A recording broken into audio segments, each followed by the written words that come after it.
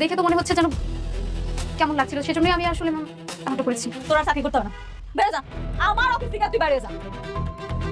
না না না, সরি সরি, আমাকে চাকরি থেকে বের করবেন না, এইবারের মতো আমাকে মাফ করে দেন প্লিজ। না, আমার অফিসের রুলস হলো চাকরি করার জন্য ভালো ব্যবহার করা।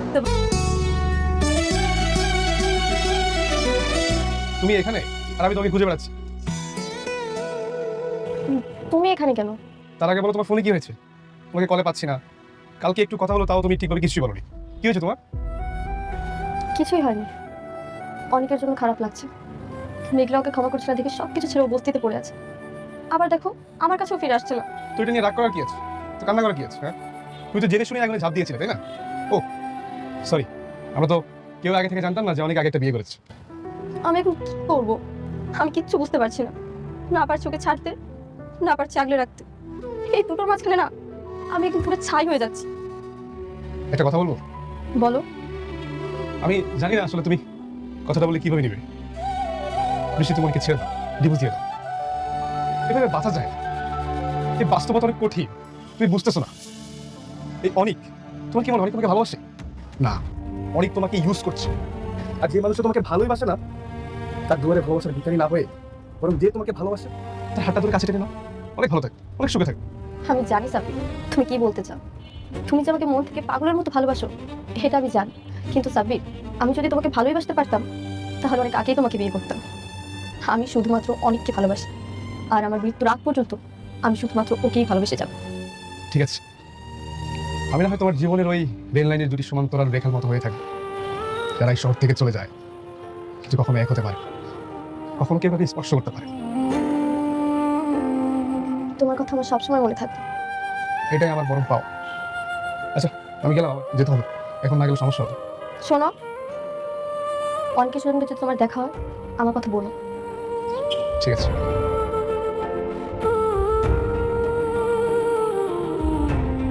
আল্লাহ যেহেতু আমার এখন তৌফিক দান করছে, তাই এখন থেকে চেষ্টা করবো প্রতি বছর আমার আব্বা আম্মার এই বিবাহ বার্ষিকীটা পালন করার। আপনারা সবাই আমার আব্বা আম্মার জন্য দোয়া করবেন। চলেন এবার সবাই মিলে আমরা কেকটা কাটি। চলুন আমরা সবাই। আরে অনিক সাহেব, আরে আসেন আসেন, আমার সাথে জয়েন করেন। আজকে আমার ম্যাডামের বাবার বিবাহ বার্ষিকী। Happy anniversary. Thank you. Manager uncle, madam, আপনার তো আমি কইছিলাম এটা একটা পারিবারিক অনুষ্ঠান। শালিমা বিল্ডার্সের প্রত্যেকটা সদস্য আমার পরিবার। আমার আব্বা আম্মার এত বড় একটা দিনে আপনি বাইরের মানুষে কেমনে আমন্ত্রণ করলেন, একটা বড় জিজ্ঞেস করলেন না? ম্যাডাম, আজকের দিনটা আমরা রাগারাগি না করি, আর আজকের আনন্দের দিনে আমরা ওই বিষয়টা নিয়ে আলোচনা না করি, সেটাই বোধহয় ভালো হয়। আমি তোমার পরিবার না, তাই না? অথচ একটা সময় ছিল যখন আমি ছিলাম তোমার সবচেয়ে আপন মানুষ। তুমি সবার সামনে আমাকে অপমান করলে বাইরের মানুষ বলে, আর আমি তোমার জন্য যত্ন করে নিজে হাতে রান্না করে নিয়ে এসেছি তোমার পছন্দের খাবার, ডিম ভোনা, তোমাকে আমার পরিবার মনে করে। আর তুমি সবার সামনে বললে আমি তোমার পরিবার না। আমি জানি আমি ভুল করেছি, সেটার মাসুল তো আমি দিচ্ছি। তোমার পিছে পিছে আসতেছি, আমি এতটাই খারাপ হয়ে গেছি, আমাকে ক্ষমা করা যাচ্ছে না।